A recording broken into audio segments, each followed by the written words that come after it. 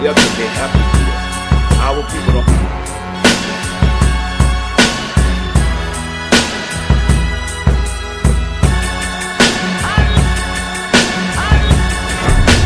I didn't really have an interest to go that deep. My interest came when I seen how the gang was starting to play her um, from the radio side. Like to her credit, I will say that she was one of the people can go back to 98.7 Kiss and when shit was streaking, and then the transition happened to Hot 97, and the birth of it.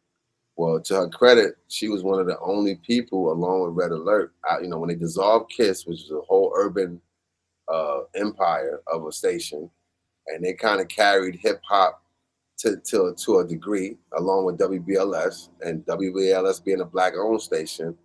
I believe was Kiss black owned at the time. I believe Kiss might have been black owned at the time. I'm not sure, but when Hot 97 was born, she was she was the one of the only jocks that was inherited. Like all the other jocks, they brought, but they brought her. Now, when I say they brought, they kind of developed from with the idea that okay, we're gonna create a whole new urban situation and a platform and a radio station. And I know Puff Daddy, his name at the time had a lot to do with that influence wise. And I know that with her voice and her reach, everybody was definitely screaming her talents. And it was a good business decision. So she was, they inherited her. But throughout the tenure of what she was doing, and being probably the elder statesman of the group, I guess they tried to treat her like a dinosaur as years went on, and there were like certain carbon copies of talent that it's crazy. There were people that they tried to put up under her to try to absorb like her talent and energy.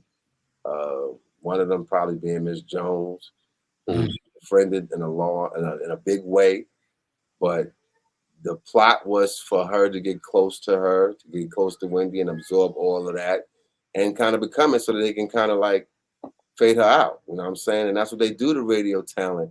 If you don't have that next gateway or that bridge to to the next level, then they use you up and then they shuffle you out. And y'all seeing it with today's talent, all the announcements that was made in current radio, that's every radio, it's the Breakfast Club now. 10 years ago, it was the Breakfast Team, and she was doing it in Philly with every crew got about 8 to 10 years if they lucky.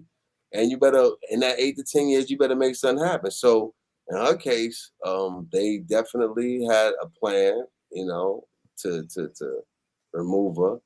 But she was a fighter, and I would like to think back in them days, my production talents kind of started back then, except I didn't know it. Back then, I was helping produce her show and helping her formulate the questions. The what was it? The four play at 4 was like the hottest hour in New York City, and that's where all the artists would come through there. You know what I'm saying? And want to get interviewed and get their records promoted or whatever. But you knew when you came in that studio that those questions, that we had the only show where you didn't know what we was going to ask you. Mm-hmm. And I'm gonna tell you something crazy. I didn't realize until I got the TV how many people tell you the questions, because I'm like, man, I ain't telling you no questions, man. You coming in or what? Like, you know what this is, yo, you coming?